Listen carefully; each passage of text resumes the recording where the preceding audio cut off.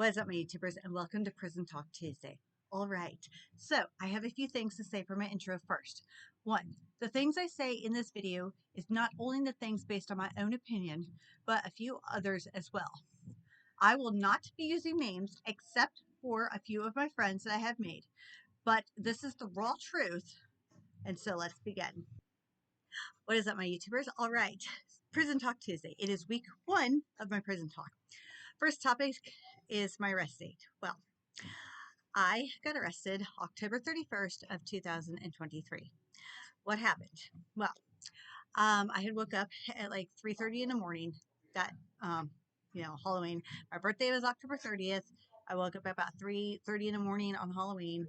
Could not get back to sleep to save my life because one of the girls, was up. And I did have some wine on my birthday, so I decided to drink the rest of the wine. I don't know how much was left. It was probably half a bottle.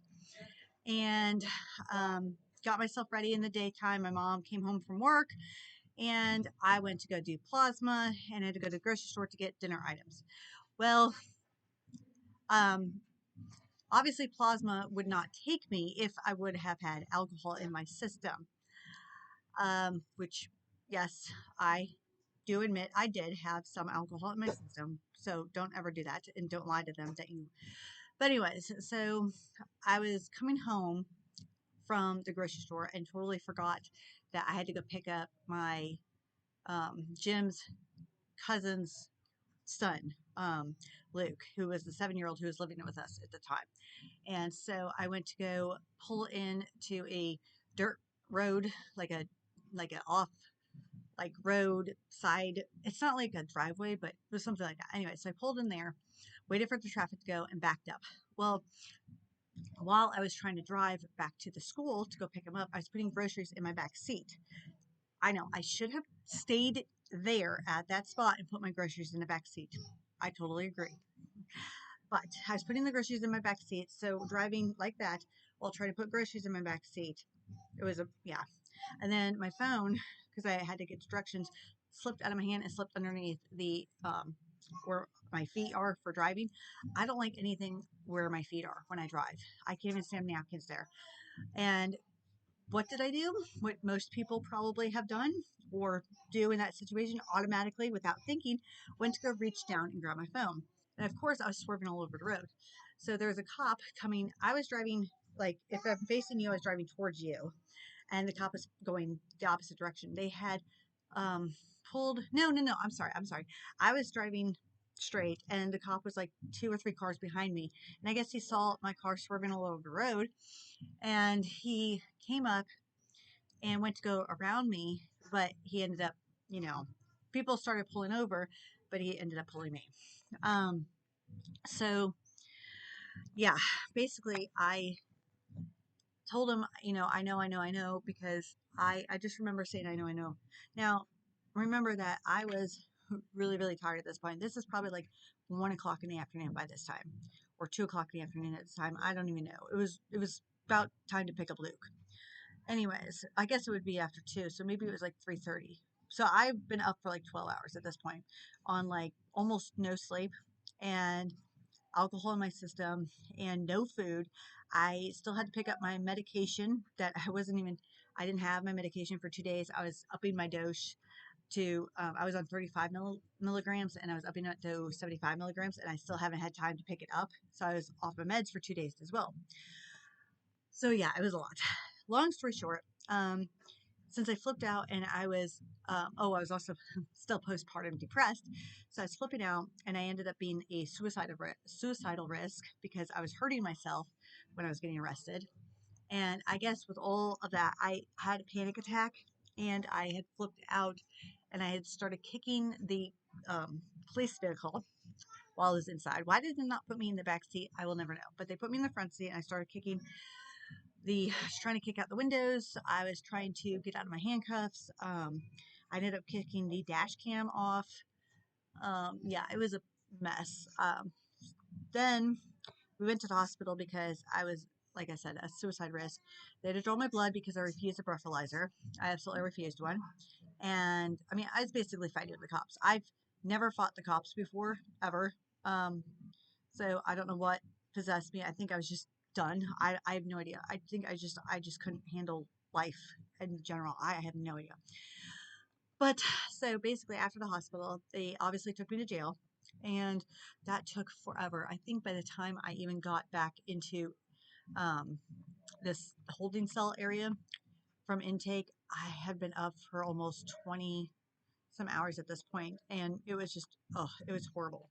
I can give you guys the layout picture on the screen. Um, when I got to jail, there are 3 different colors you get. You either get pink, red, or green. That's for females. Now, green is obviously suicide watch. Um, I was not in green at first. Pink is low bond, red is high bond. So basically, they put me in pink, and I got back in there. When you get to jail, you take your own mat with the blankets, and you go and you pick a bed. Now, this is an open pod, and when I say open pod, that basically means that there is 4 bunks, so they can fit 8 people. Nobody sleeps on the top bunks. Everybody sleeps on the bottom bunks or on the floor. Just I you know. Then there's your metal table. Like I said, I will show you guys the layout. And then there's 1 shower, 1 toilet, and 1 sink. Does it hold? Do we only have 8 people, or no? No, sometimes we have more, and we'll get to that as the weeks go on. But the next day, I had to go and see like the nurse to do like my vitals, my medication, and the normal stuff if I'm a suicide risk or anything. And of course, I said no to them.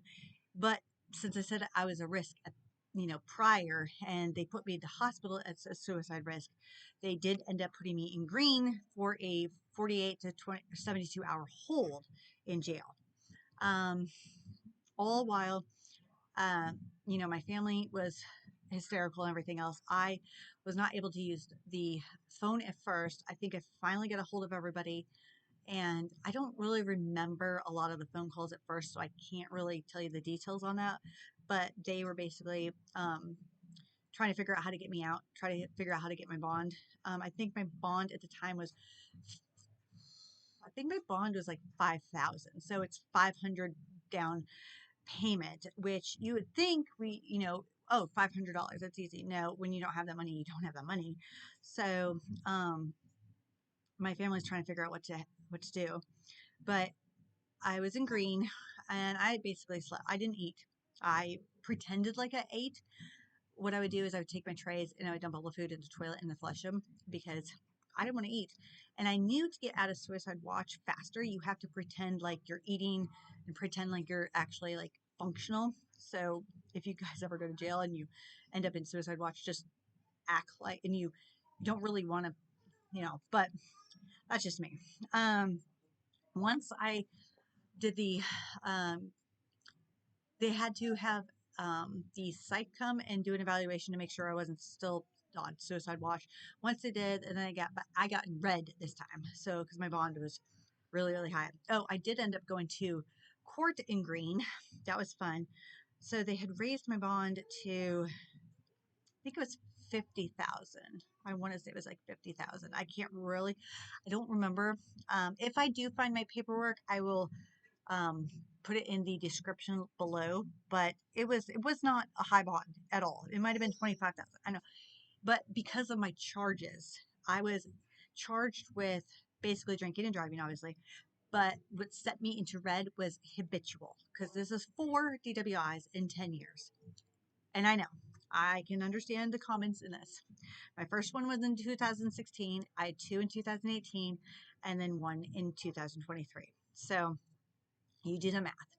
So 4 in 10 years in the state of North Carolina, you are considered habitual, and you automatically face up to 1 year in jail, up to 3 years, depending on the sentencing. So I was really, really stressed out. While I was there, and my family would put money on my books so I could make phone calls and stuff and use Canteen. Visits were only on Sundays for like, I think, 15 minutes. Yeah, it was so retarded. And it was only like between 1 p.m. and 3 p.m. And you had to sign up like, I think you just sign up for visits like that by that Thursday before. But yeah, it was so stupid. It was 15 minutes one day a week. I mean, to be honest though, I was very, very grateful to have visits because a lot of people don't have anybody to come visit them or put money on their books. So I can't say that. Phone calls were interesting because we didn't have tablets, by the way. We did not have tablets. So everything was on one phone for all those girls in the pod. Um, Meds. Obviously, if you are taking any type of meds, the nurse comes back, hands them to you. You have to, open your mouth to make sure that the guard sees that you have swallowed them, so you're not keeping them. Obviously, there are people who know how to get around that.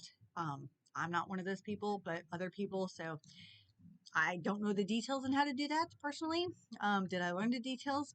Yes. Am I going to tell them to you? No, because you can pretty much figure them out. Um, Canteen.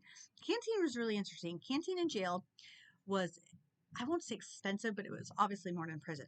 But it was took forever because not only did you have to pick up the landline phone, then you had to call the the canteen number. Then you had to press like one for English, and you had to press like another number for canteen, and then you had to hit each individual item, like the code for that item. Then you had to hit how many you wanted, and then at the very end, it goes through everything that you've ordered. It won't let you like change anything until it literally reads out everything. And then once you either hit like one for yes, two for change, or three for no, cancel order. Oh, it literally takes, sometimes it takes people half an hour on that phone just to make a canteen order. I mean, it's ridiculous. Um, the library. We did have books. We had a cart of books come in once a week on Sundays, and most of the books weren't changed out. So I read a lot of books. I don't know where my list of books I read in jail are, but I read a lot of books. I've read a lot of good um, new books actually, so that was kind of cool. And there's literally nothing to do in jail, in this jail, and it's Pender County Jail, by the way. Fights. Fights are interesting. Obviously, if there's fights, the guards are going to break you out, and of course, it's petty, stupid fights over nothing. Like, um, I don't know, like coffee. Somebody didn't trade something in. Somebody's keeping somebody up. Somebody, is in the shower. I mean, it's just stupid. TV time and rec time. We would get TV once every 4 days. So we would have the TV all day long, once every 4 days. And you would, depending on the guard, you would only be allowed to change channel once every 3 hours. So, and I say depends on the guard because some guards didn't really care and they'd give us the remote for the day. Um, because if they were short staffed, they'd give us the remote so that way they didn't have to come and check on us, or we wouldn't buzz them every 5 seconds and say, hey, we want a different channel. Usually, what we would do is we would put on a movie. Oh, it started at 9 a.m. The TV time started at 9 a.m. and it would go off, I think, at 10 p.m. on the weekdays. If it was a weekday that we got TV, it would go off at like 10 p.m. If it was a weekend, like a Saturday or Sunday, or no, I think it was a Friday or Saturday, it would go off at like 11 p.m. or maybe midnight. It was midnight. And then some guards would let us, if we were watching a movie, it was close to the end and we only had like 20 minutes left, depending on the guard, they'd let us stay up and watch the rest of the movie. So that was kind of nice. Rec. Rec, we would get out. I didn't go outside because I was so depressed and so stressed out. I did not want to go outside. I didn't want to do anything at all. Um, but it was Monday, Wednesdays, Fridays for 1 hour at the time. And it depends on when the guards decide to do rec, and it depends on the staffing. So sometimes you wouldn't even get rec because they didn't have the staff. And it would piss some of the girls off because that was the only time they got out of the pod. And let me tell you, if you were stuck in this pod for God knows how long, like I met a girl who was in there for 4 years already. She's waiting on her trial to go through. And I mean, I can understand why she would want to get out of her pod and go outside. And the outside literally was like this itty bitty tiny, like concrete wall with a gate on top. I mean, that's it. It was this like little itty bitty concrete square thing. And it didn't have any basketball hoops, nothing. And you couldn't take anything outside. You couldn't take playing cards or anything. All you did was you go outside, you either sit down and talk or you exercise. I mean, I prefer New Hanover jail where you actually got to take stuff outside. You couldn't even take journals outside, books. I mean, it was so stupid. What's the point of going outside then? Um, the plea offers and the one that I took. So, I was, the plea offers were I can either do, um, 13 months in prison or and do 9 months post release and be completely done. Or I could do 12 months in prison and do 2 years of probation. Um, I think there was one more, but I can't remember which one that was because at the end, those were the two that they decided on. I decided I wanted to take the 12 months and the 2 years of probation because I did not want to miss the baby's birthday again. Um, when we went back to um, court, because that's the plea deal I wanted, and then I had to go back to court a different day to actually accept a plea deal. When we went back to court to actually accept a plea deal, they took off the other one, the 13 months completely, and I had no options. The 12 months was it. That was it. So it was kind of like, why would you give me options? And what would happen if I wanted the 13 months? I didn't understand. But either way, so I got sentenced on January 1st, 2023. And then January 22nd, I had moved out to prison. So canteen, let's see, I think we got canteen. Oh, I can't remember. Every Thursday, I think it was. I think it was every Thursday we got canteen. No, Monday. I'll have to look back on my calendar. I'll have to look back on my calendar and put it in the comments and find out when January 21st was, because I literally had just ordered canteen like that day before or whenever that last canteen was. So I expected personally to be moved out in a few days. I didn't know that they were going to ship me out the next day. And what happened with that is I had um I had gone to bed thinking, okay, there's nothing else I could do. I'm going to prison. I just have to get over it. And I made some really good friends, and I mean, not really good friends. Met some really cool people who, yes, I understand they were in there for their own crimes and stuff. Some of them were, addicts, or whatever. But everybody's human, and I didn't meet any murderers or anything. So just a lot of drug related stuff. Um, but yeah, um, I they woke me up at like 3:30, 4:30, something like that, and they told me to pack my stuff, and I was like, "What?" And when they told me to pack my stuff, I was like, "What?" So I had to give away my canteen because I knew I could not take it to prison. The prison only allows you to take so much stuff, so I took all my whites, I think, and I took my Bible, I took all my whites, and I gave everything else away. But what else? There is a thing called Doc in a Box. So Doc in a Box is basically where you go see the doctor or the psychiatrist who lets you know if your medication, like talk about medication, how you're feeling, like your suicide risk and all that stuff. So, and you literally you go into like the meeting room, you're cuffed in the front. You go in the meeting room, you sit in front of a screen, you pick up the phone, and you talk to the Doc in a Box. Um, and then my lawyer's talks. It's the same thing. You're handcuffed, and anytime you come out of the pod, you're handcuffed. Obviously, there are some people who were higher risk who were shackled when they came out, but that's about it for week 1. And then we'll get into week 2 next Tuesday. But on that note, any thoughts, comments, questions, concerns, or advice, you guys can list those below. Please be kind to me and anybody else in the comments.